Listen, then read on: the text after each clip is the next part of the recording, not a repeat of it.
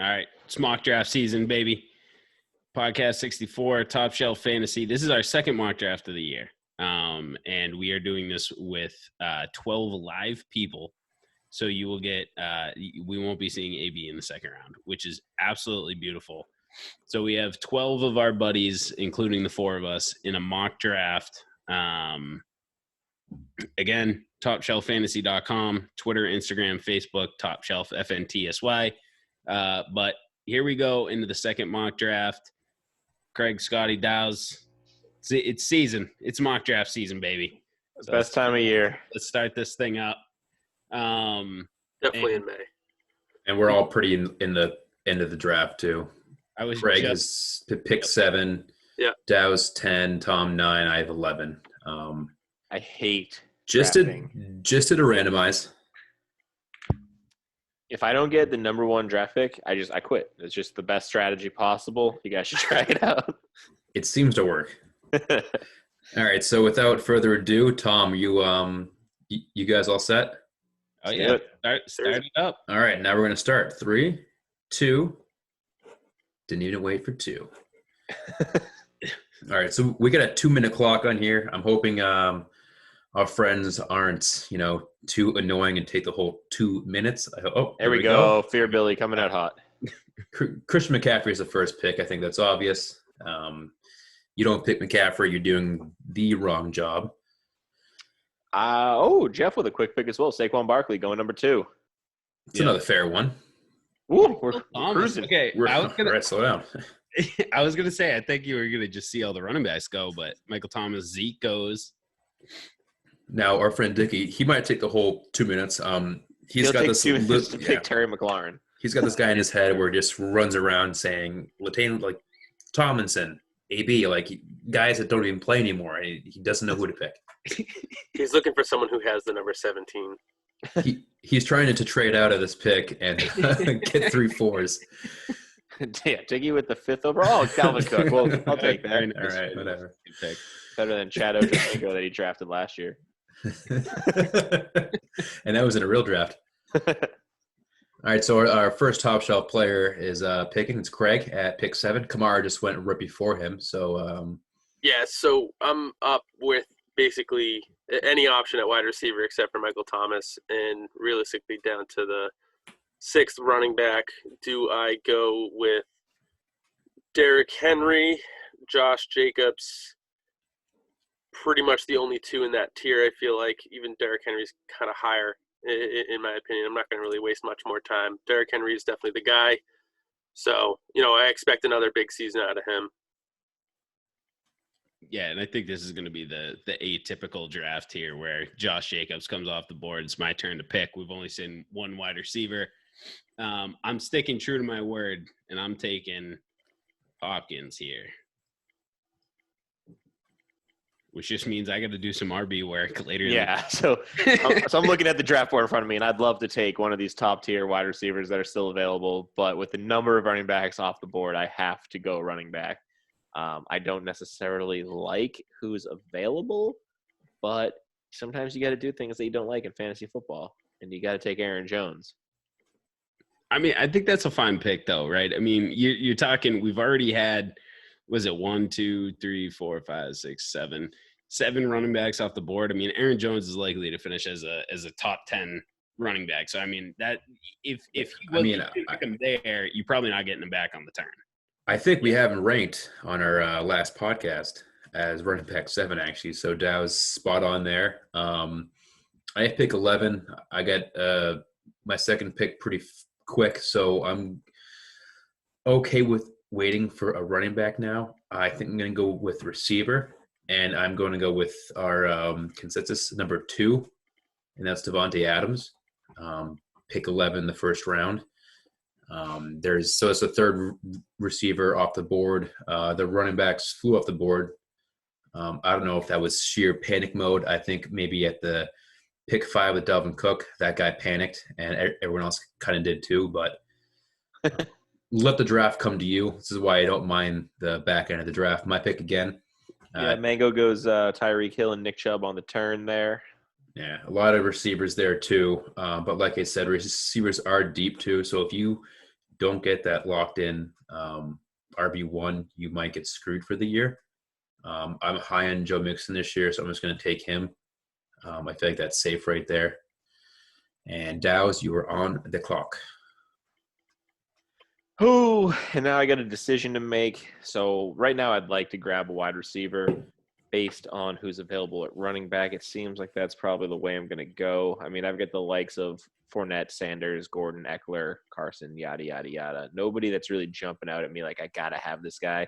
Now, some of them are probably going to go, but we're probably looking at a big run of wide receivers with everybody who went running back. So I'm kind of just trying to evaluate, I don't know what to say, like a need right at this moment. And that's Julio Jones for me. I'm going with Julio. Yeah. I love Julio. And I'm just going to only have guys with the last name Jones on my team this year. See if you can do it. Yeah, so if you didn't go Julio there, I was going to go Julio and just zero RB strat. Yep.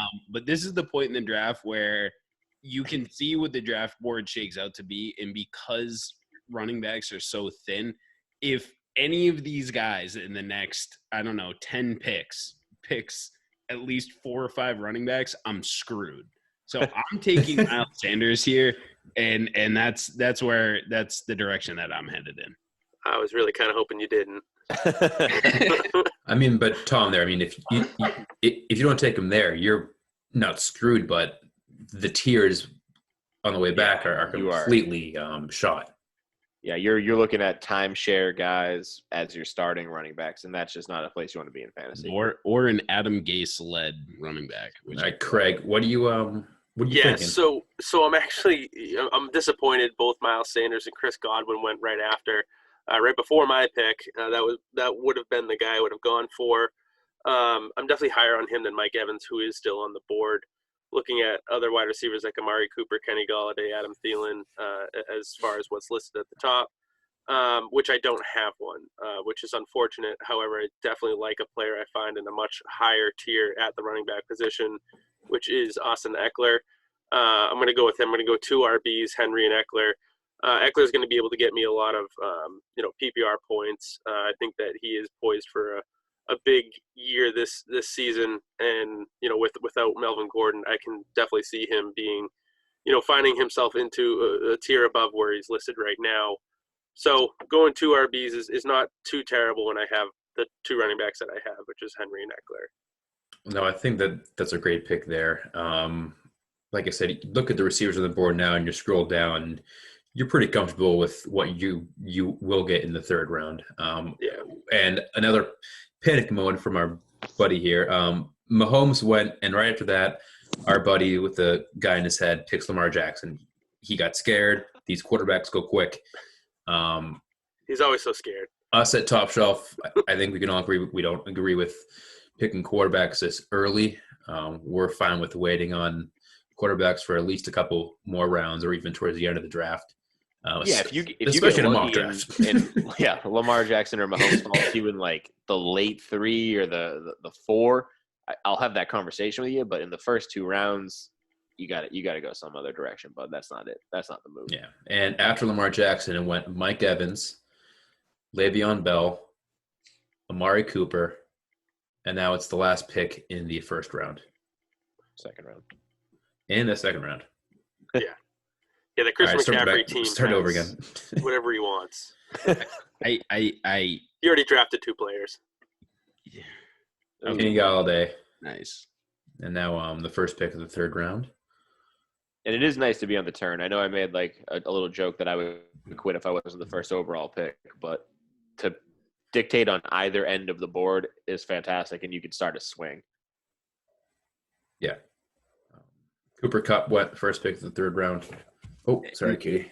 And so I just wanted to point something out real quick because I thought that our two of the human drafters here who drafted Pat Mahomes and Lamar Jackson wouldn't have done that, and they would have either taken a running back or a wide receiver, leaving Mersh, who had pick number 3, Michael Thomas, that if they actually went running back, there was a slim pool for him, and I wanted to see how that was going to shake out, taking Michael Thomas 3 overall and what those RBs look like coming on the way back. But you know what? People make mistakes and they take 2 quarterbacks in the second round. And sometimes People screw up, and it just happens in life. And Melvin Gordon goes, and Mersh is back on the clock. I cannot stress enough not to take a I never want to invite these two to a mock draft again. Never again do I want to. Desperate times call for desperate measures. We just should have put this up on Twitter. I think we could have gotten easily some. We could have got a troll to come in here and take it better. Now we got Travis Kelce going in the early third. Yeah, Kenyan Drake goes. Travis Kelce goes. Dickey. He'll probably take a kicker. Lamar Jackson. He takes his first good pick. Okay. Well, that was a good pick. But his first positional good pick. And now we can already call that he's going to take a tight end in the next round. I'm surprised he didn't reach for one there after Travis Kelce, but it just shows bad drafters can do well later on in drafts. You don't always fail right away. You can bounce back in drafts, which shows here. So good for him. Well, the interesting thing for Dickey now is he has 2 running backs and Lamar Jackson, and he does not have a wide receiver or any pass catcher of any kind. So does he think this is a 2 quarterback league? I hope that he does. This is ridiculous. Yep. I don't know where the tight end goes. Okay, listen. We've taught you anything. Quarterbacks and tight ends should not be going in the second and third rounds. Like, I'm sorry. You hammer your wide receivers and your running backs. So now we have Michael W. with 1 running back, a quarterback, and a tight end. Like, a tight end who is going to barely outscore the, 7th ranked wide receiver on the board. Like, come on, man. So I'm up. I have 2 running backs on my team. Looking at wide receiver only at this point. The running back pool is pretty slim. And I already have one, so not going quarterback, not going tight end. I have at the top of the list, Sleeper actually agrees with me, that Tyler Lockett realistically is the wide receiver to take here. There's Keenan Allen, Calvin Ridley, A.J. Brown, DK Metcalf, Antonio. his counterpart. Antonio Brown, whatever. Adam Thielen, T.Y. Hilton. So there's definitely that nice little tier of wide receiver 1-2s that could go realistically anywhere. Most of them are going to be wide receiver 2s. However, I'm just going to take the guy that I tout all the time, and that's Tyler Lockett. I'm going to ride him and hope that he gets into the wide receiver 1 situation this year. I think with the amount of targets he got last year, it is going to show. Even with ascending DK Metcalf, Tyler Lockett is still going to be able to produce. And so that's definitely where I'm going to lean on my wide receiver position is at least volume. It's a show. What we got going on here? And we pick number 8, Stalin. Waiting to pick here. Carves is trying to trade out. He's trying to get a 4th rounder. I got my pick a lock and loaded. The mistakes have been made.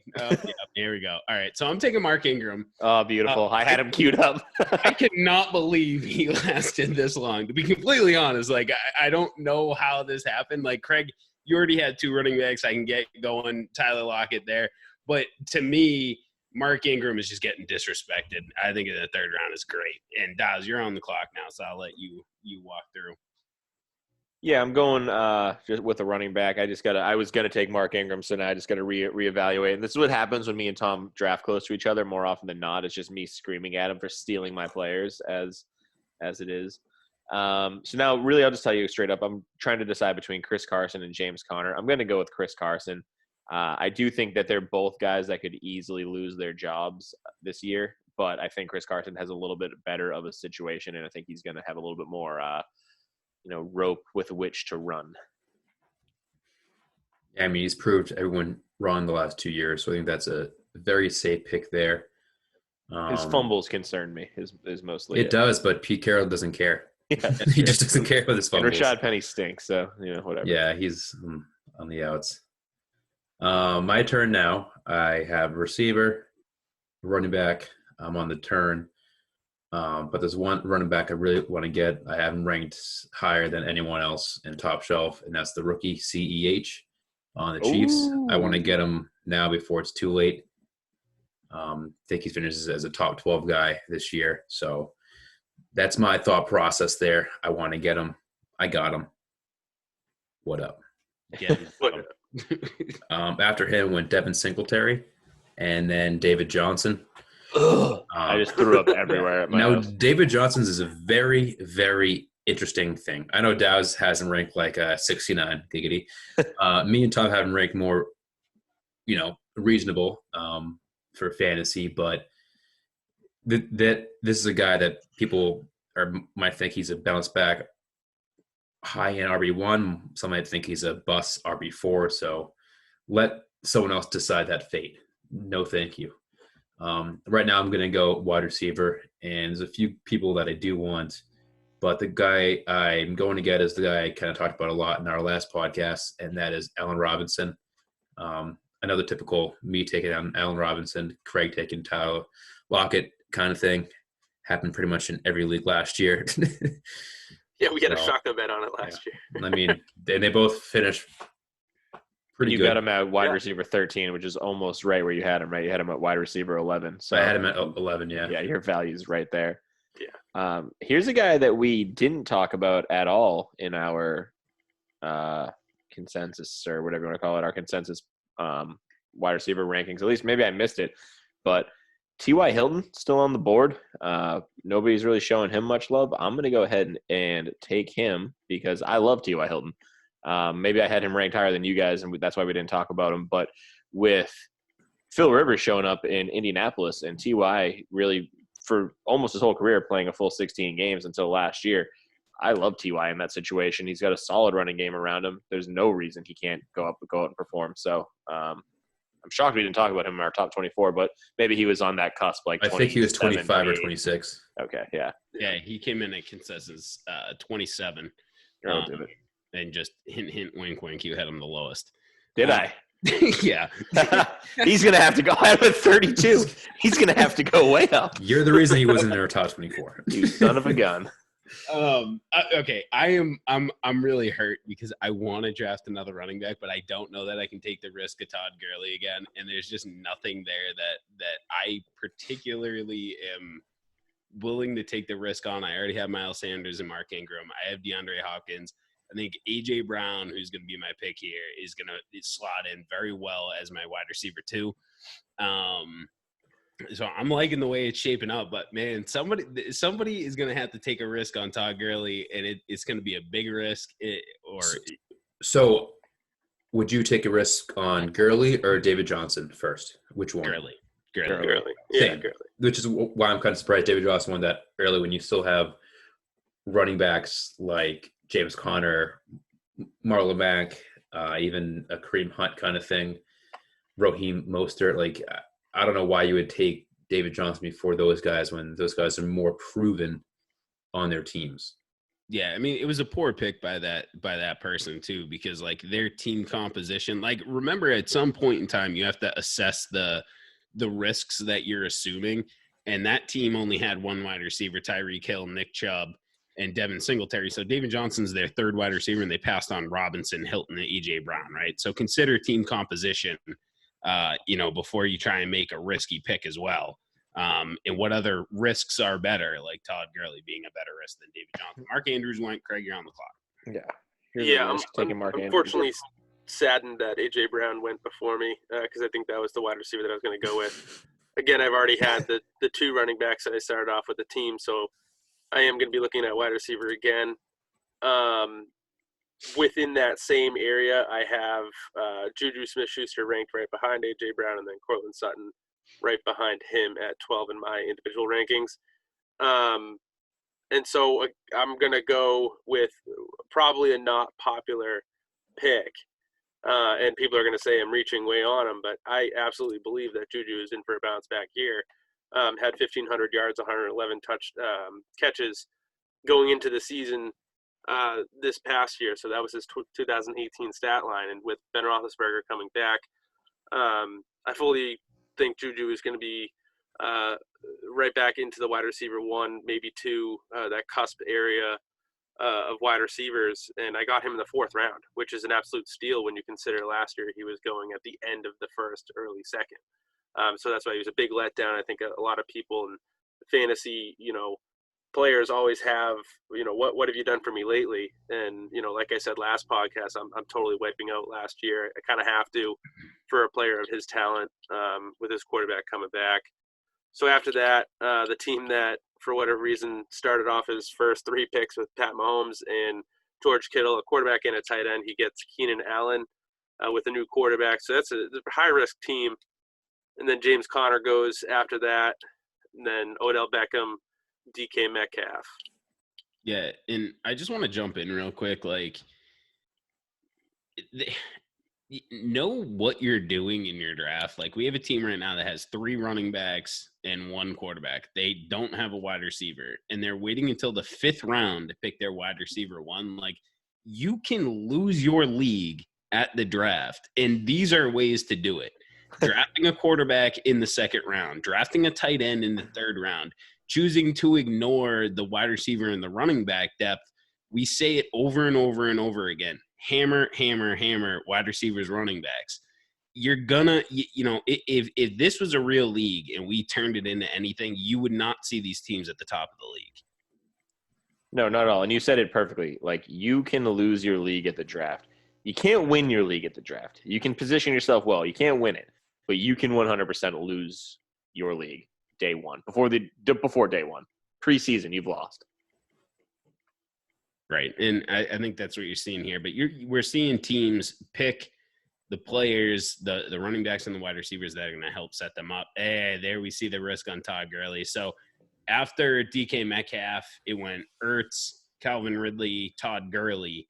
Now we're at 5-2. Jeff on the clock. Todd Gurley is the better risky play than David Johnson, 100%, hands down. If you ever find yourself in that position, Devontae Parker goes down. That being said, David Johnson and Todd Gurley were picked back-to-back as far as running backs are concerned. So that's who you were weighing the options of. Yeah. Yeah, James Conner was in between those, which I would take James Conner I missed him. Before both of them anyway. But and Mostert was after them. I would take Mostert ahead of both of them as well. Yeah, and that's the thing. If you're between that I don't know. I need to have some insight on the David Johnson pick. And after that, we went Mostert, Devontae Parker, DJ Moore. DJ Shark was this player's first receiver. We like Shark. I don't think we have him in our top 24, right? 25 or 26. For your first receiver in the 5th round, fine. But again, I wouldn't draft like that. Yeah, he's not a guy that's going to carry your team more than I know last year he had a very good year, but slowed down towards the end. But overall, very, very good year for what he was looked at. And they ended up drafting a wide receiver, didn't they? Yes, they did. Laviska Shenault, was that him? Yeah, exactly. Yep. So, I feel like, Stephon Diggs is a better pick there. Yes, I would have gotten Diggs before him, which I was hoping he'd follow me, but I knew he would not. And the next player I was actually considering somewhere in the 3rd round, and then considered him again in the 4th. And here he is again. So I have my back-to-back ranking of wide receivers in Lockett, Juju, and now Courtland Sutton fell to me again. This is a me draft if I've ever seen one that I've done. These 3 wide receivers are going to be on a lot of my teams. That's no secret. I feel with anything that I've talked about, I think Courtland Sutton's in for another big year. Great wide receiver with a lot of other talent around him in the team now, taking some attention away from him. So I'm pretty proud of what I actually ended up with wide receiver starting off with RB. Yeah, Sutton falling that far. I don't see it happening, but it's all 12 live people drafting, so there's no computer. They all went ahead and picked all these receivers before him. So Dak Prescott goes. So look, Dak Prescott goes in the 5th round. 2 quarterbacks went in the 2nd. So if you tell me you can wait in the 5th round and get Dak over those 2, I'd be fine with that. Still wouldn't draft that high, but it just shows you can wait on quarterbacks. Yeah, and to me, would you rather have Dak or Robert Woods? So I'm going to take Robert Woods here as Yeah, my. that was my guy. You wouldn't take him. To me, it's just there's so many good wide receivers and running backs on the board. They're so hard to find throughout the season. That's what you want to base your league on. And Dow's goes. Dow's, you want to explain that pick? Yeah, I went David Montgomery. I need him to fill out, my starting roster still. I still have flex positions to fill, even though I have 2 running backs with Aaron Jones and Chris Carson. And he is a guy who, while I'm not totally sold on his talent, I'm sold on his usage. They have him and Tariq Cohen. Those are your options at running back in Chicago. He's going to get the ball. So I will take the volume guy who's a 1A, maybe a 1A, 1B, if anything. But I don't know. I just like his touch count more than anything. Yeah, and that was going to be a guy I was looking at too at that position. Thanks, Davs. No problem. This is what happens when top shelf drafts right around each other. We're going to take all the guys that we want. Yeah, and it's happened on multiple occasions already. Another guy we talked about, I'm going to go receiver here. Jarvis Landry. The more we talked about it, the more I got, kind of a 6 to midnight thing going on there with consistency. So safe pick for a wide receiver 3 that I know is going to finish higher and is pretty consistent. I love that pick there. Yeah, I also like Mango's pick with Debo following it up. Debo's solid. He has a lot of versatility in his game too with the running. So I think I don't want to put words in your mouth, but I'm assuming Jarvis and Debo were both considered in your pick. Both were, yeah. I mean, a lot of receivers were still in the board. Like Adrian Green was still there that I have high as well too. So at that point, I want to pick a receiver, but then again, I do want some RB depth because I do have a rookie running back as well. A lot of these guys are in split timeshares now, which is always scary. But I think the most consistent one for a flex play is going to be Kareem Hunt for the Browns. You saw what he did last year when he came back. He's just a threat to catch the ball and be on the field.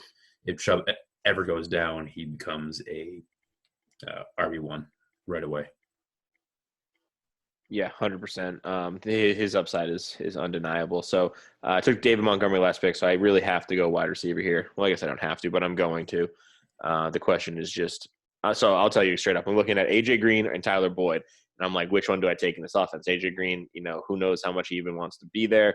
But I'm going to go with him as the proven quantity over the years and hope that he shows up and plays well for Joe Burrow and the Bengals. So fingers crossed on that one. He burned me last year. So very rarely will I take a guy who burned me the year before, but I guess I'm going to give him a chance. He didn't burn you. He literally set your entire house on fire. My whole house with me, the whole family inside it, just watched us burn. New puppy. Could have just gone on IR. He could have gone on IR. All he had to do was go on IR. This is morbid. So I'm going with an unsexy pick, but is a starting RB. So I'm going with Sony. So we can. Ooh, you of all people.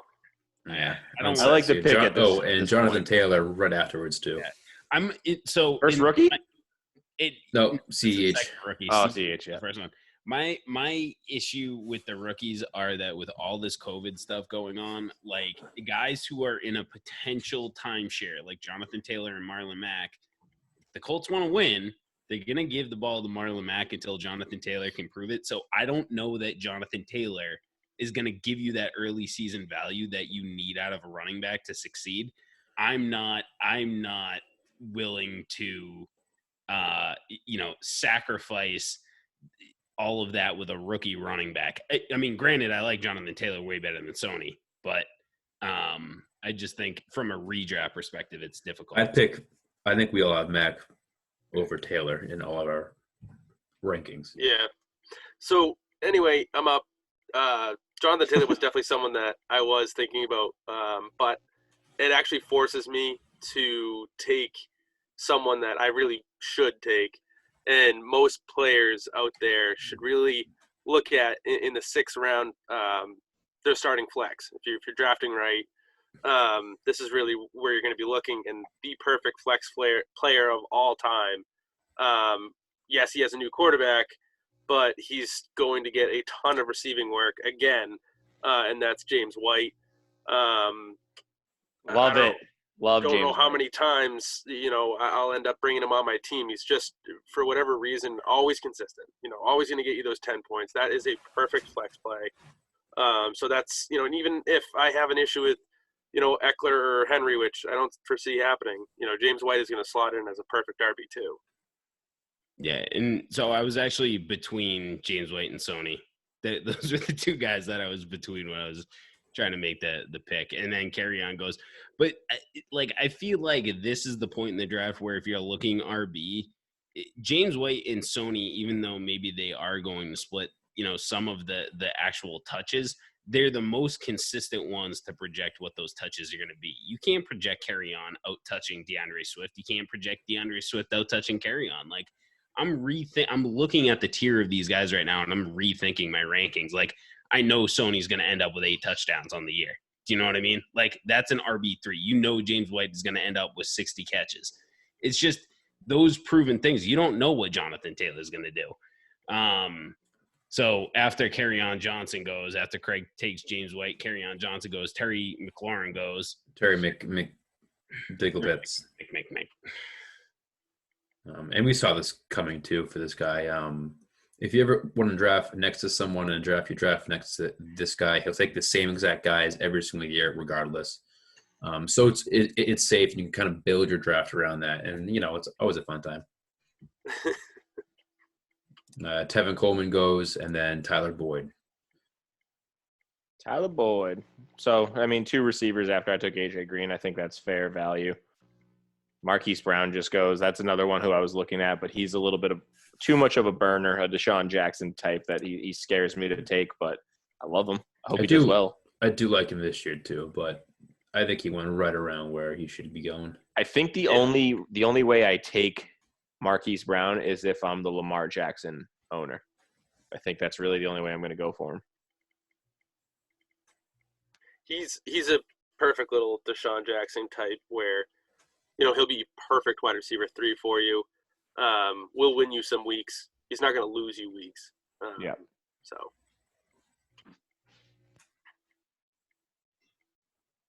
Get the high risk team. Todd Gurley's team. Realistically, you should be looking at another running back. He has Christian McCaffrey, which is still 2 running backs, but you never know with Todd As a Gurley. full person, I know. Let's look on the board. I think you got guys like Mac, who's still a great play. Ronald Jones technically is still the starting running back on the Bucs. Darius Geis. Whoa. Weird move. Another guy that barely has knees too. But then again, if one of those guys hits, great. If you're looking for a safe replacement for Todd Gurley, if he goes down though, it's not Darius Geis. No, it's not safe. It's the sexy pick because that preseason run he had 3 years ago before he completely shredded his entire leg. Seriously, it's been leg, ankle, I think shoulder, spleen, crotch. The list goes on. How has Jordan Howard hasn't even been. So I was going to say, I think a Breida or a Howard at this point, even a Marlon Mack, who I think, Tom's made some fantastic points about why you take this guy over a rookie like Taylor. If I'm taking a rookie, I'm taking probably Cam Akers before that because I don't really trust Darrell Henderson. Scott has put all of my picks on blast. And then I'm scrolling down.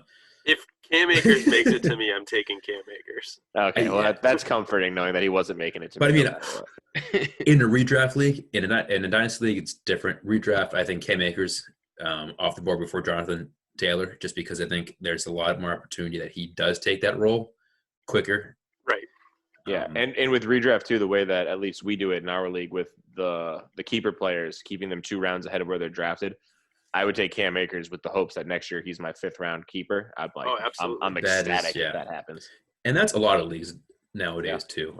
I think it's at least a 1 keeper, but a lot of them are 2 keepers, 2 round penalty. It's just kind of a fun thing to do. I know I'm not a huge fan of it, but every time I do it, I love it. I do have some psycho leagues that's just a straight up 2 keeper league, and you just keep them as your 1st and 2nd pick, and it's wild. It's anarchy. All right, Tom, I don't know if I can shorten the timer. I don't want to try and then like screw up the whole thing. Yeah. Just give them notice in the chat. Like, we'll and we did, so it's getting quicker. I mean, I think as a whole, all four of us should be going quicker. I think a lot of the reason why it's longer is because of us, but we do like to talk about the draft a little bit. So after the guys pick, it went Ronald Jones, Christian Kirk, Darren Waller, and now it's round 7, pick 4.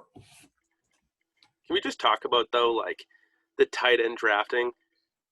7 is a decent area to start drafting a tight end, and Darren Waller has potential for a top 3 tight end, whereas some of them went in the 3rd round. Like, yeah, you're missing out on Kelsey, Kittle, Ertz, but Waller realistically could be that type of guy that jumps in with the, I don't know, lack of weapons, I would say, over in Vegas, and he got him in the 7th round, which I feel is a much better area, much better. Wait on the tight end.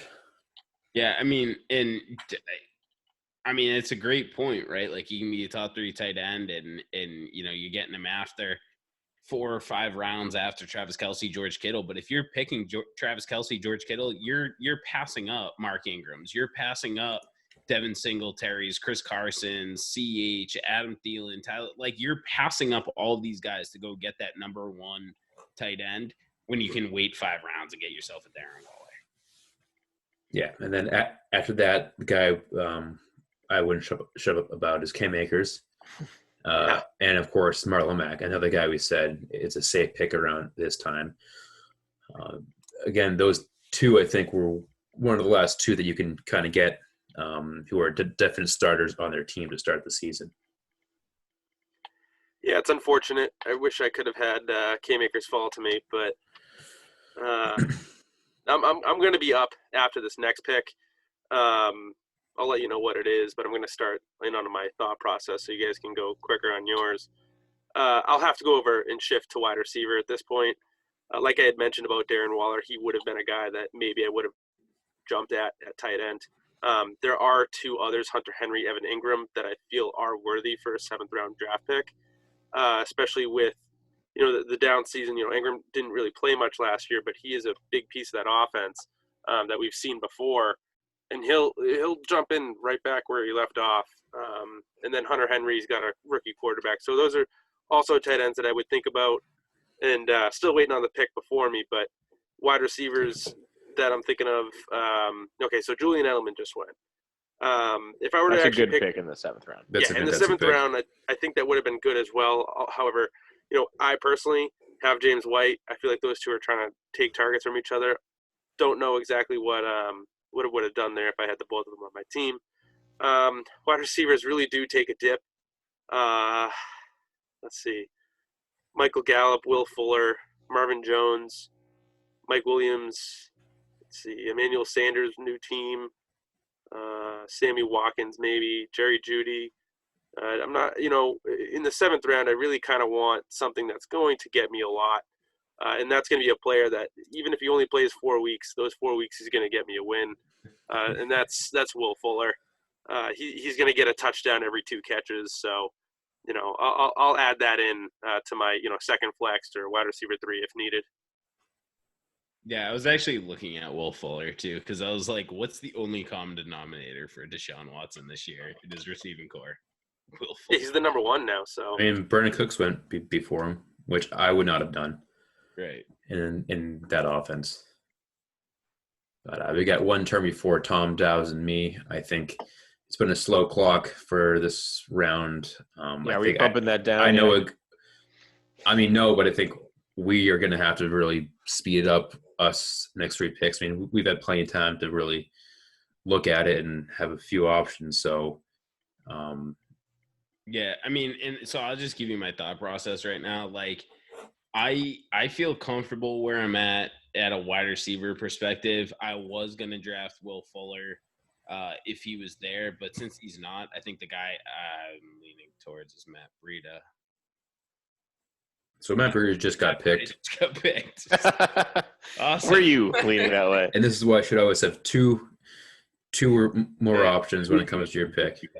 And I guess here I'm just gonna go Jordan Howard. Like I have them back to back, and I think Miami's trying to do stuff. I'm trying to look at this board of wide receivers. I just don't. I'd rather have the depth at running back right now. Of course you would. Man, I'm going Jordan Howard. Yeah, that's a safe pick. That was my guy if he fell to me. I'm taking one of the guys that Craig was previously mentioning would be a safe 7th round tight end. Taking Evan Ingram. I need a tight end for my team. He's startable. Daniel Jones likes to throw to him. That's really it. I think next round is definitely where I would have gone tight end to, and if Ingram lasted. I mean, this is the right spot for a player like him. And again, 7th round pick who has top 5 upside. Yeah, exactly. And he looked great last year until he got hurt. So if he can stay healthy, I'll take that chance. All right, and I go Hunter Henry right after that. Big fan of him. It just shows what you can get in the 7th round with these guys coming off the board for tight ends. Right after that was Deshaun Watson, 4th quarterback going in the 7th round. That's a solid pick. If I could wait for the 7th round to get Deshaun Watson, day. Marvin Jones went, and that was the guy I was going to take. I'm very high in Marvin Jones this year, but I can't go him because that just happened. So I am going to scroll down a little bit in my wide receiver. Bada bing, bada boom. Keep on going. It doesn't really Running look backs. fun at wide receiver anymore. No. Pick the front of the program. I don't like that all 3 of us are drafting right next to each other because the guy I got queued up, I'm pretty sure is not coming back. I mean, you got 2 guys there. You know who is 2 spots criminally underranked? I don't want to ruin anything for anybody, but Adrian Peterson is just buried if you scroll down running backs. Well, on Sleeper, he is. For us, Adrian Peterson is ranked consensus like in the 40s. Yeah. And so I'm sitting here, and this is why it's so good to mock draft because you can understand. Hey, Scotty, I love the CD Lamb pick. You can see how the tiers break out. Like I'm sitting here and I'm like, I got to re-rank some of this stuff. But Scotty, I'll let you talk about the CD Lamb. Yeah, I mean, after the Marvin Jones thing, a lot of those receivers just kind of fell into the same spot for me. And I want the guy that's, I think, going to finish better than Gallup. I know Gallup's there, but CD Lamb's just so sexy. Dallas goes with Swift. Yeah, I think he can overtake the job in Detroit, and I think he can be a 3-down back. So if that comes to fruition, great. I got him sitting on my roster. If not, not a big deal. I'll get a starting caliber player on the next turn. Not a big deal. Yeah, and I ended up going Emanuel Sanders after that. So I think it's interesting. You guys both went rookies, and so DeAndre Swift going into the NFL draft, right, without having a team, was touted the most dynamic running back. Like he was everybody's number 1. Do you know what I'm saying? So I think it's interesting to see how late he goes in these drafts because his opportunity is just about the same as Jonathan Taylor's. You get him 2 rounds later, but far, he's discussed as a far better talent. Do you know what I mean? Oh yeah. So I think that's interesting. And CeeDee Lamb, I think, is just a freak of nature. I went Emmanuel Sanders. I think is just a nice little tool. And then Damian Williams goes, who's a starting running back for Kansas City right now. A lot of people think CEH is going to take that job. Darrell Henderson goes. Philip Lindsay goes. Jerry Jeudy at 8. I was looking at Jeudy for my back around. Yeah, so here's what my thought process was. I took Darrell Henderson. That was my pick. I wanted Jeudy. Jeudy would fit perfectly in the 8th round. Are you kidding me? Like a wide receiver that's going to get somewhere around, I'd say 60 to 80 catches-ish. I think probably closer to the 60 range. But for the 8th round, that's fantastic. But I had Courtland Sutton on my team, and I can't do that to myself. So I went with Henderson. I wanted Akers. I think I want a little bit of that backfield, especially with them getting rid of Cooks. We'll see if maybe a little bit more is towards the ground. I know Gurley was someone that they wanted to ride as much as they could. Akers is a great talent. However, he hasn't taken a snap, and as Tom has mentioned before, the rookies are losing out on a lot of, training camp stuff. So Henderson right now currently I think has the best chance of being able to at least have the 50-50 split with Akers if there is one. So at this point with running backs, that's where I went. I definitely over Philip Lindsay. I mean, that guy's garbage. I would never pick him. Wait, is that a rookie? Okay. So after that was Lindsey Judy, Keyshawn Vaughn, another rookie running back that's probably part of the timeshare to start. Russell Wilson, again, late 8th round, and Russell Wilson's your quarterback when you could have had, I mean, the two top guys got picked in the 2nd round. Wilson's not finishing too far behind them. And then Kyler Murray. And this is where we might see a little quarterback run. You're going to see a run. People start getting shocked and said, like, oh, I thought I got to add Kyler in the next round. You'll see probably Brees going, or I don't know, Josh Allen going pretty soon. I'm surprised Rodgers is still on the board as well. I mean, I know he's kind of got no weapons to throw to, but he's still Aaron Rodgers. You know, people like to take him usually a lot earlier. I mean, all the guys we just said a handful of guys, which is why you can wait and still get a pretty decent guy at a later spot. Oh, I mean, there are guys probably that will be sitting on free agency at the end of the draft at quarterback that you could pick up and be all right. Yeah, so a 1-quarterback league. Yeah. This is why we say wait. I think even like last year when we started doing the mock draft, so we all kind of waited until the very last round and still ended up with like pretty decent guys. And Noah Fant goes last pick in the 8th round. A rookie last year, showed flashes towards the end of the season. I do like him, but you know, with Judy there, KJ Hamler's there now. But I think for tight end, that's not saying much. He should finish in the top 10. Right now, that's not saying that could be points. Point right. But then again, there's other tight ends out there. I mean, I'll say him. Gronkowski is going to be a hot pickup. Austin Hooper, Jared Cook. At a point, even last year, he finished, I think, tight end 7. He actually did pretty good. Brees got hurt for a couple of games last year. When he came back, he took off where he left off. Mike Gesicki showed flashes at the end of the season. Tyler Higbee showed massive flashes at the end of the season. So, still, like, my thing with tight ends too is you can wait in the last round and toss a dart, which I think Tom is probably going to do. Yeah, I actually get my eye on a tight end that I don't for this round. I don't know for this round. It's going to depend on how it shakes out, but yep. I'll keep you updated. And after Fant, it went Henry Ruggs and Darius Slayton. So we're seeing a lot of rookies come off the board in the last two. I mean, Ruggs is a solid pick over in Vegas now with really not a lot of weapons out there. So I can see that pick. Slayton's a little weird to me. See, I don't mind Slayton. I think he's good, but you got Golden Tate sitting on the board still. Right. And Slayton showed flashes last year over Tate, but I am a Tate guy. I think Tate, Slayton, and Shepard are going to be ranked very close to each other because I think a lot of people just don't know which is the guy. We know Shepard's a concussion away from really that's my concern with Shepard. I think that's everyone's concern. We know the talent there, but you got to put that into effect. I mean, the same thing with Brandon Cooks, who went in the 6th round. He's a concussion away from really – from that being calling it a career, you know? And quite honestly, you probably should. You don't need to wait till your brain's leaking out of your ears. No. And another massive run on some rookies. John Brown first went, then Targaryen went, the Philadelphia receiver, Jalen Reagor, and J.K. Dobbins goes right after that. I kind of, in a way, forgot about Reagor. And I would have taken him probably before Slayton and Ruggs, just for the fact that he has more of an opportunity than the two of them with, in a much better quarterback.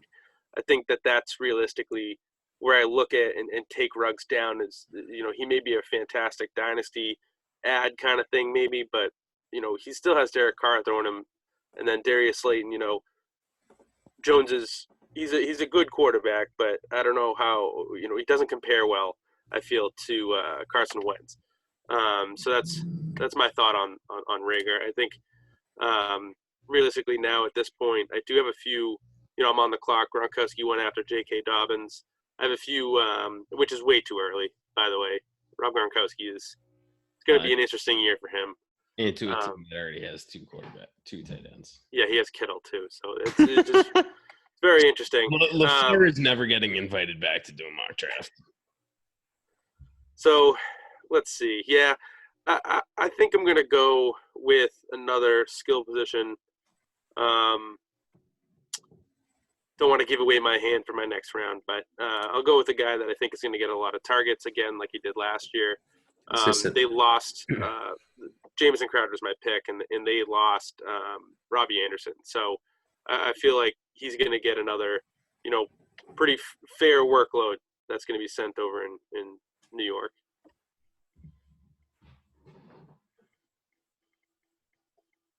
All right, we're waiting on Carbs. What else is new? Seeing how many fourth-round picks he can trade for. All right, he goes Michael Gallup there. Yeah, solid pick which is for fine. That spot, yeah. Tom's up. Yeah, so I'm very torn on what to do, and I'm looking at my rankings right now, and this player is a little lower than he probably should be, but Duke Johnson is a player I've been looking at for a little while. David Johnson, we know, isn't, he's not exactly the fountain of youth. So I've been really torn on which way to go. And then tight end, there's Jonnu and Jared Cook, and there's some other guys. But I actually think I'm going to take Duke Johnson here because I think that there's an opportunity that playing the running back spot, he's not off the board, is he? Why can't I find him? He is 159. He doesn't have junior tacked on his name. Is he gone? No, he's right there. I'm looking at him. Duke. You can type it in too. Oh, I'm filtered for just wide receivers. That's why. But I'm going to go Duke Johnson here. I think that there's an opportunity for Duke Johnson to kind of flirt with that flex RB3 range, and I will take that depth every day. That's just I don't know. I mean, for me right now, he's ranked 44, and I think there's an opportunity for him to creep up a bit higher. I mean, Duke Johnson's like a guy that he's going to be involved in the offense, and we've got Darius Geis being drafted before him. Like, people need to start being a little smarter about how they're drafting. On that note, I will take N'Keal Harry with my pick. Probably a little early, to be quite honest with you. I think he's going to have a big breakout year this year. I know you're going to say, he doesn't have a quarterback. He doesn't have Tom Brady. Tom Brady didn't want to throw to him. And Tom Brady is a noted snob when it comes to, the connection he needs to feel with his receivers before he throws them the ball. Stidham's just going to whip it at him because he's huge. So let's have a day. All right, and then I went with Justin Jackson. We've talked about it on our past podcasts, how Eckler's a great player, but that team runs two running backs, and Justin Jackson could have a larger role than most people think there. After that was Alshon Jeffrey. Technically, Philly's receiver 1, but we all know his injury history. He can have that one good week and then out for a while. After that, it was Mike Gesicki. It's my turn again, so I'm kind of scrolling down. A lot of receivers on the board still, and one I'm going to take, and that was going to kill me, and I'm sorry, and that's Golden Tate for the Giants. If I can get this guy as my wide receiver 5, it's a win-win. Yeah, you're in great shape. I was obviously looking at him for that pick as well, so solid. I have no qualms with it. What else we got here? I got to pick some more players. Dun, dun, dun. Oh, yeah. I wanted to take Robbie Anderson last pick as well, so I'm going to take him now. I'm not really sure that he's going to be the guy in Carolina. I mean, he's got DJ Moore, who is going to be the guy, so it's really him and Curtis Samuel fighting it out for number 2. I think he can take that job. That's really why I'm taking him. All right, and Tom went Mike Williams. Timmy Tom, talk about that. Yeah, I mean, there's a world in which Keenan Allen isn't Tyrod's favorite target, and Mike Williams ended up with 800 yards, 4 TDs last year. So I think as your wide receiver 4, you really can't go wrong with Mike Williams. And again, I mean, there's an opportunity there where Tyrod's looking at Mike Williams more frequently than Rivers was. Right, and then Alexander Madison and Craig's on the clock. Yeah, I'm actually surprised that every single one of them came back to me. At this point, I've filled out my team pretty well. Flex positions, backup running backs. I'm going to go with the quarterback 6 on the year last year in the 10th round, who is going to be able to run and is going to be great for fantasy. And I got him in the 10th round rather than the early Jamokes, and that's Josh Allen. So first one of us that's going quarterback, I feel at this point safe enough that I'm going to get a great value out of him. He's going to be someone that's going to continue on his greatness. Yeah, it's a great value in the 10th. Yeah, and he's a quarterback that I'd target late draft as well, just kind of with his rushing ability. Like, you know, he's really, from a fantasy real world, he might not be a great quarterback, but fantasy perspective, he's going to be, you know, top 10. You're getting him in the 10th round, and it's probably not going to be that much of a point difference between him and, you know, some of these other quarterbacks that got picked, Russell Wilson, Kyler Murray, Deshaun. I mean, maybe he's a tier below, but definitely a high-end pick late, I think. I mean, I have him ranked above Deshaun Watson this year. So I'm totally fine with this. And LaFleur takes the full 2 minutes and wastes it on Larry Fitzgerald. Yeah, I don't think he's here. No. Well, his thing's green, so he does have the app open. If he wasn't here, they'd pick him right away. I wish he wasn't here. But Dickey actually went pretty fast with McCole Hardman. We talked about him before, too. So at that point in the draft, I think that's a fine value. A lot of these receivers are pretty similar. You can kind of, you know, pick one and kind of argue the point why you did. But they're all fine.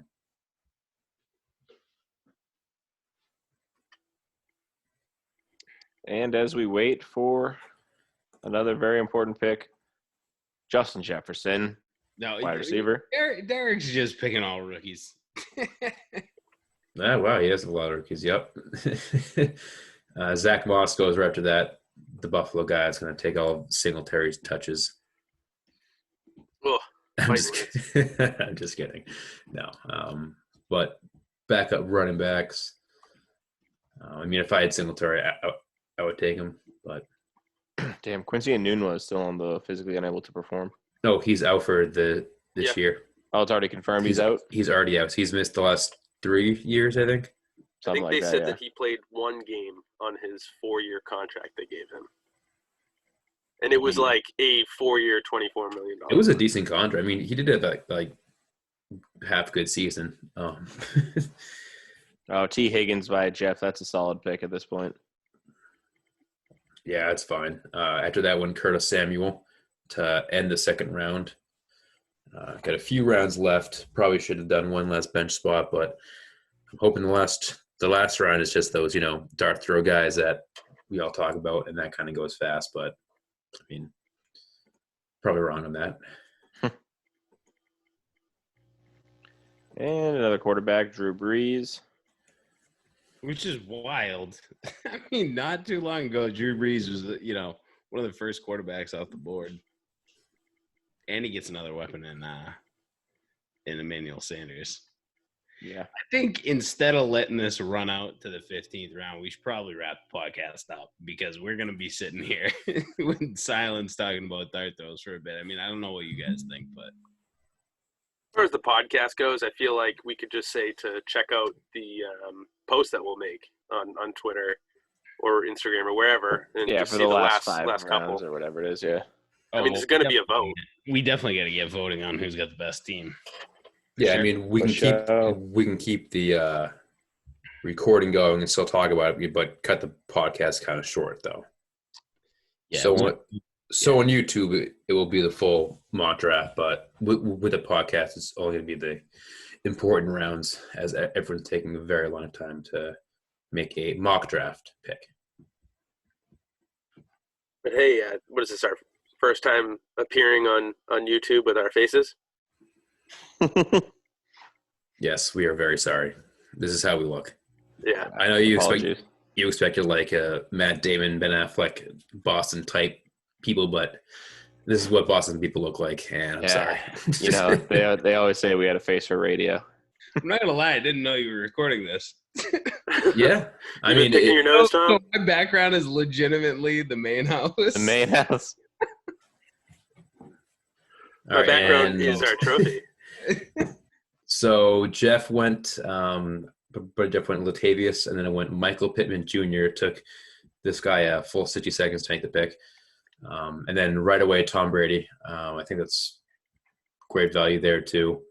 Austin Hooper as a tight end went right away, and another turn. The 11th. Austin Hooper is good value in the 11th round. It is, yeah. I mean, again, assuming that he can actually do something in, Yeah, I think people thinking about the new offense there and the weapons there. It's kind of a little hesitant. They say it every year about them. Do you Is it the year for the Browns? Do you think he's gonna produce anything though? I mean, Njoku couldn't do All it. right, and Adrian Peterson went. Craig, you're up. I was Njoku literally kinda going stinks, to though. pick Peterson.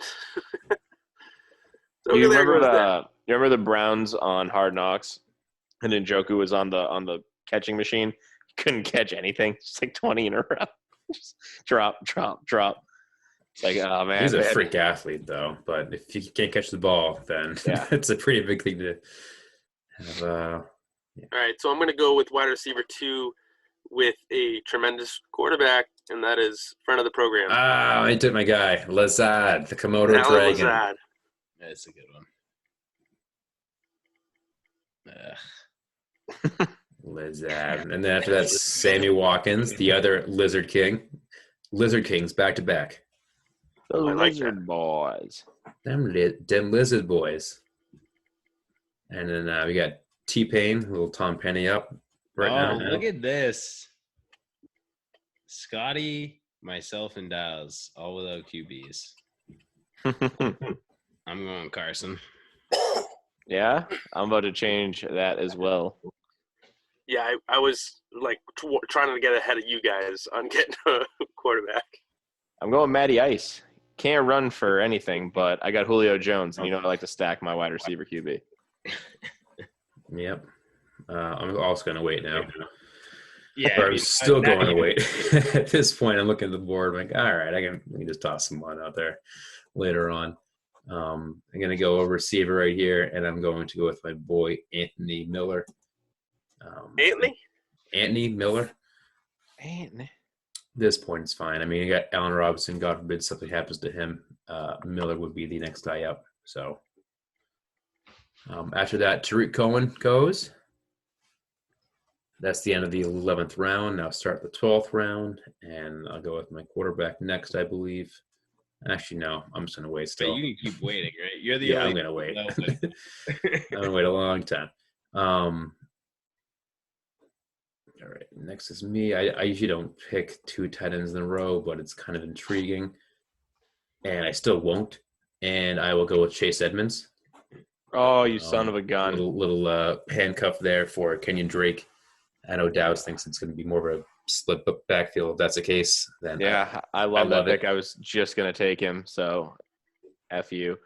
I'm going to take – I think I mentioned or I commented on our Twitter about this, and you all should all hop on there. Are we still recording? We should. Yeah, you guys should all get on Twitter real quick and take a look. We want to know who your breakout sleeper wide receivers are. I threw out there, I think Preston Williams is going to have a big year this year. He kind of started to break out last year, and he went down with the injury in, I think, week 6. Yeah, it was so sad. hopefully he puts a full campaign together, and him and Parker and Tua are just, air raid down there. That'd be fantastic. But I think he has a lot of upside, especially in the 12th round. I mean, in these rounds, you're taking the guys with the upside. All right, I'm going. I'm just gonna take John.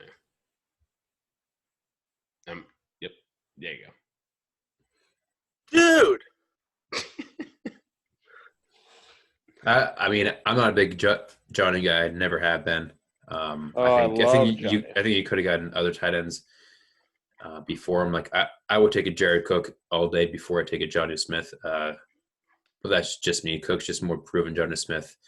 With the hurt Delaney Walker out all year and all year before that, he still hasn't done anything. So that's my perspective in a run for his offense. Yeah, I mean, I don't think that either are separated by all that much, to be honest with you. Like now with Emmanuel Sanders on the Saints, it's just kind of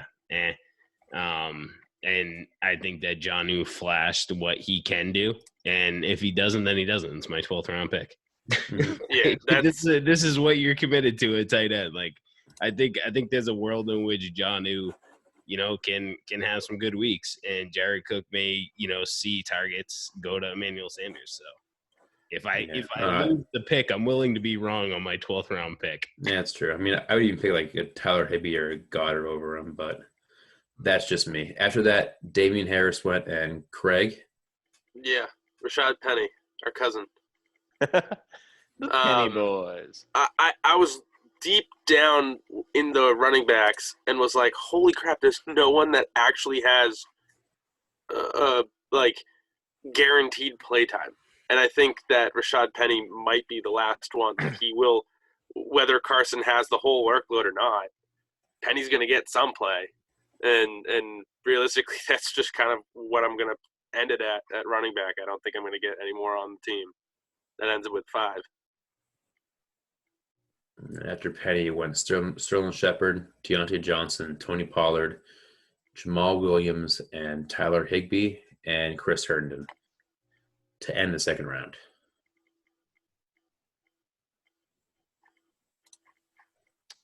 Miles Boykin.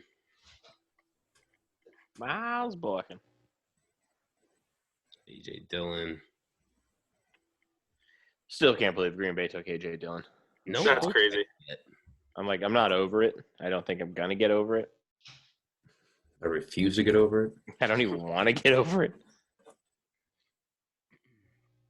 Yeah, that was still a weird pick. Where's the Carlos Hyde and Eagles talk at? I hadn't heard much. That died. They got to be signing somebody though. And this is the time in which I would take a shot at Freeman or Hyde. Yeah, Freeman, like, hey, you want to play football this year? $20, come on down. I mean, because you got to think that some of this is, all this coronavirus, COVID-19 pandemic stuff that's been going on, right? Like, you got to think that's been hindering teams bringing in Freemans and the Hydes of the world to make an evaluation. If I'm in the 13th round, you'd take a shot on them over some others? No.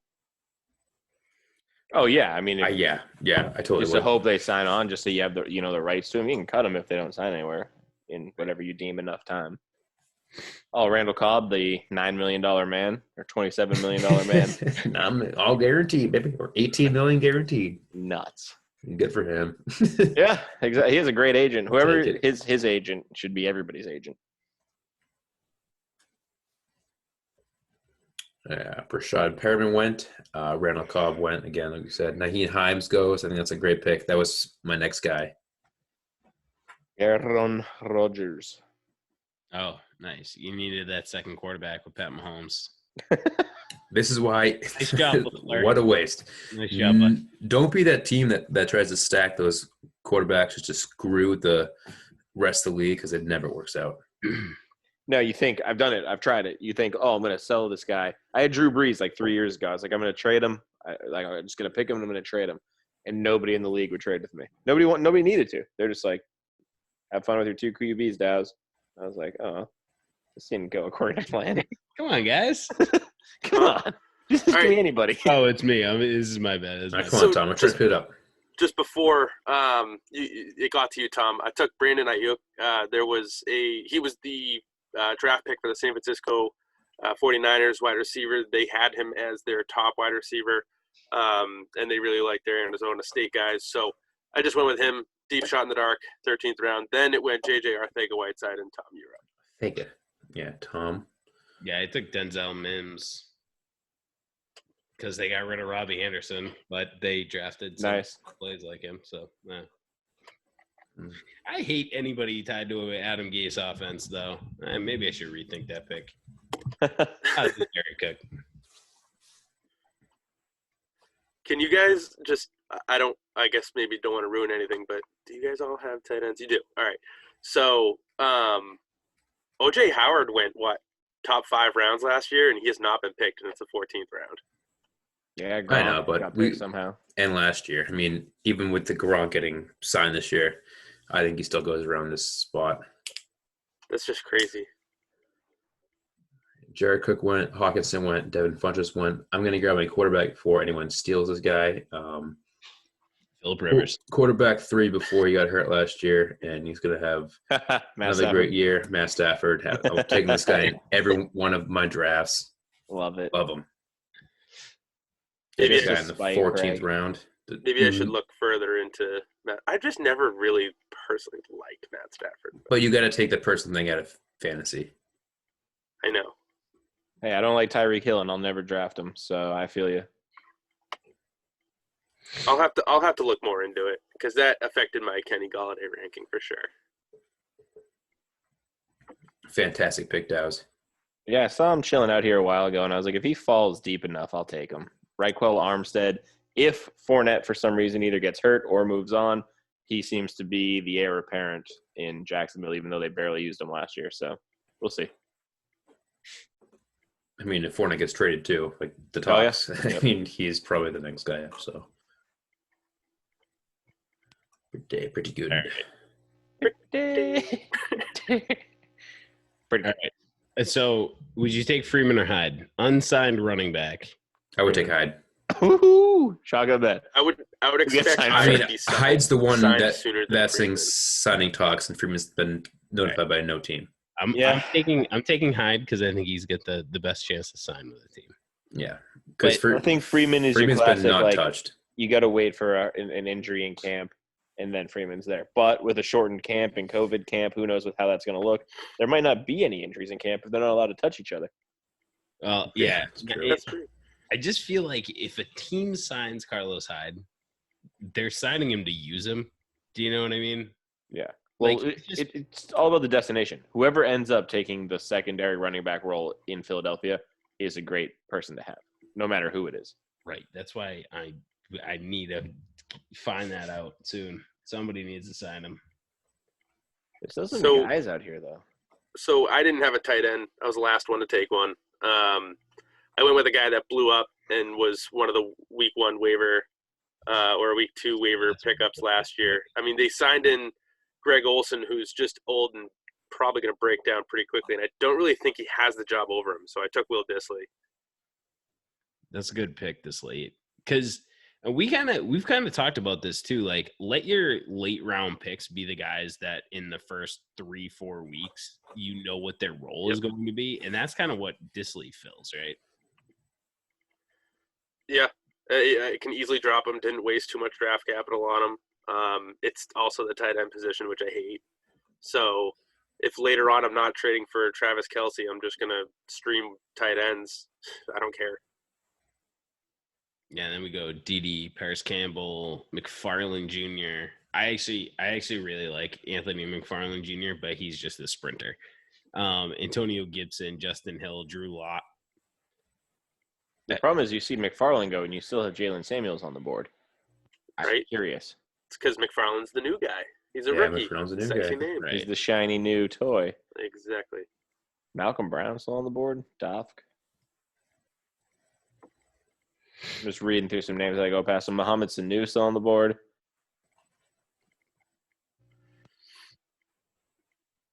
I really like the Brandon Ayuk pick. I kind of wish he was on the board. He's a guy that's so under the radar. Like, you're going to be able to get him late in drafts. Yeah. He's realistically the number 2 wide receiver there. I mean, they got rid of Goodwin. They don't have Sanders. I mean, Yeah, it's really it's Debo him and or him. Bourne. Or Bourne. Yeah, exactly. Freeman went. This pandemic is going to throw such a curveball into everything, man. It's like you want to take the shot on some of these rookies, but it's like, what's it going to take till week 8 for them to show up?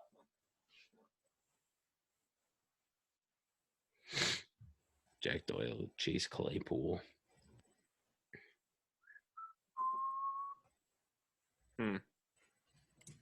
Very unsure of who I'm going to take with my almost last pick. Craig, who you leaning right now? So I mentioned this, one of the things that I learned last year, in that I'm not going to be afraid to double up on tight ends, and especially with the back end of the round. I have Will Dissly, and I'm going to see which one is going to win it out. I have a double the chance if I go with another one, so I'm drafting another tight end, and it's Hayden Hurst. It's Hayden Hurst. Yeah. If it's not, I mean, you saw what Hooper did last year. Hurst was a trade for the Falcons, so they definitely sought him out. They wanted to fill the position. Hooper did some pretty good things. So, I'm going to try it out. And again, if he doesn't work out, whatever. Just got to wait for the guy ahead of me to, run the 2 minutes that he's taking all. He's not even on right now. So, and we'll have to rethink who we invite and who we don't invite. I think right now. Got to shorten the clock too. I mean, that's a couple people that don't come. Yeah, I mean, a shorter clock would be ideal. I also, it's difficult to have a podcast when the three of us are talking back to back to back. You know what I mean? But yeah, I mean, 15. Maybe next time we just space it out with us 4 and then let everyone join and pick their own spots. Yeah. That's probably the best way to do it. We could definitely do that. I think about midway we started doing a pretty good thing where, like, we would take our players and then we would let each other talk about it, but would let the draft continue because we just knew that it was going to take everyone else a long time. Yeah, this guy here took all 2 minutes, time's up, and he gets Lamar Miller. Good. That's the top. Like most. That's what's deserved. I took Hayden Hurst. I already mentioned it, so don't need to talk about it again. But yeah, I mean, there's still a lot of guys on the board too. I think I mentioned some of them, but like Jalen Samuels, Malcolm Brown, Mohamed Sanu, Zay Jones, the guy I'm going to take, who I won't mention. I'm taking Gus. So nice, solid. I'm taking also a Ravens player. Who? Devin Duvernay? Yeah, he's nasty. Best ever. Duvernay. Maybe you've never heard of him. He's just slot guy from Texas. Yeah, thank you. And with my quarterback being injury prone, I'll just do a decent backup plan with Baker Mayfield. You didn't go with Phillip Rivers? Double QBs, double guns. I would take like Joe Burrow. Make it interesting. Nah. I don't know. Hard pass. Love it. All right, and that's the draft. All right, so Scotty, you got the screenshot of the draft so we can put it on Twitter and get some votes up. Yes, I will get that over to it soon. All right, so I don't know how we're gonna edit this whole thing up, but there were some parts that we could probably try and cut in and out. We'll figure something out how we're gonna put the whole thing together. But yeah, that's 12-team mock draft, 12 live drafters. To give you a sense of what's going to be coming, I don't know, in the next 3 months or so. Does that sound about right? Yeah. More or less, yeah. Yeah. All right. Well, for that, we're Top Shelf Fantasy, topshelffantasy.com, Instagram, Twitter, Facebook, Top Shelf FNTSY. So that's all we got. On to podcast 65. So one more closer to nice. So, all righty. What? Stay fluid, stay loose.